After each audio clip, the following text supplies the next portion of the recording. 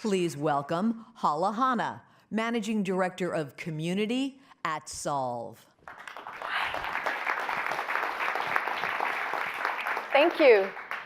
As we wrap this morning's plenary, I wanted to share a personal story and tell you why I believe so much in the work that we do, in the solvers, in our judges, in the funders, in the supporters.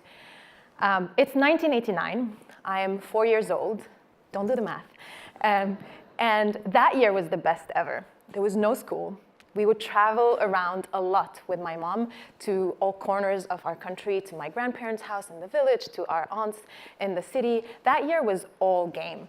And one of my favorite games was to run in the middle of the night to the basement, where all of the neighbors would be. There would be music. We would share simple food. My favorite was pita and canned hot dog. My taste buds have improved since, but, and we would invent games from scraps, like putting potato sacks and jumping to the end of the basement. It was great. What I did not fully understand back then was that we were running to the basement because that was the only safe space in the building, that I did not have to go to school because my school had been bombed, and that we were not exactly traveling around. We were actually internally displaced, looking for a corner in the country that was safe enough for us, while my father stayed behind to provide. So that was growing up during the Lebanese Civil War. And my reality is a shared reality of all Lebanese kids that grew up between 75 and 91. In fact, I had it easy. It's the shared reality today of Syrian children since 2011, Yemeni children, Venezuelan children, children in Ugandan informal settlements that we just heard. It is the reality today of 22 million children under the age of 5, refugees living in conflict, in disaster zones, missing schools, facing danger, eating poorly, living in stress. And all this makes me think, all of those stats, thinking of where those refugees end up, I think, how did I make it out? And from the basement of that building in a war zone to standing here today, I believe it's two things. The first one is, I think, pretty universal. I like to call it children's superpower. Can you guess what it is?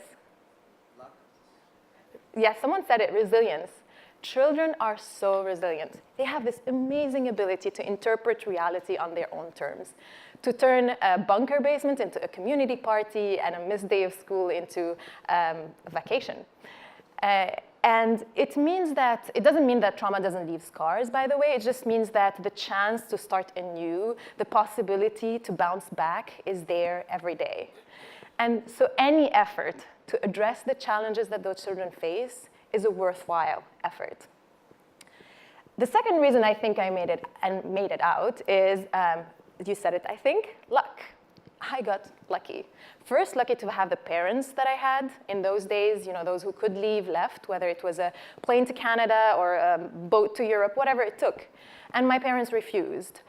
Maybe it was the fear of us growing without a country to belong to. Maybe it was a refusal to surrender. Definitely it was that we were not rich enough to live in dignity. But above all, I think it was their belief that things will be okay, that the love that they had for us was enough to make up for the chaos around us. And you know how parents are. They will do anything in their power to shield you from the angst of not knowing whether you'll be reunited for dinner, whether there'll be food.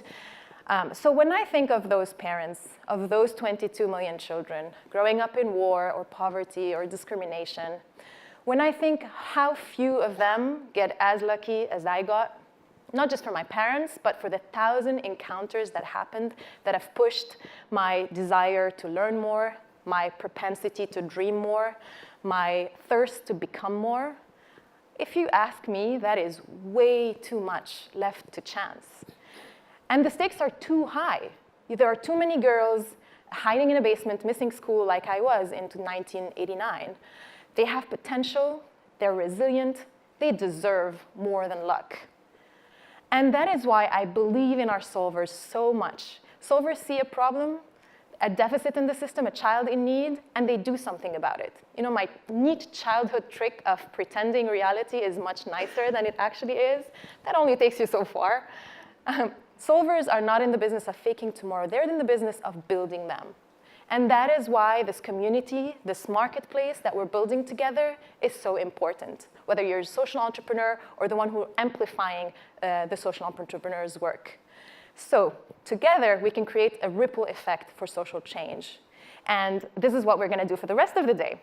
You've heard the exciting announcements about the 2019 Global Challenges of Solve and all the support that they've already garnered. So we're going to all move to Sandburg together for coffee and great conversations to discuss those new challenges. And as you make your way there, I want you to think of one thing.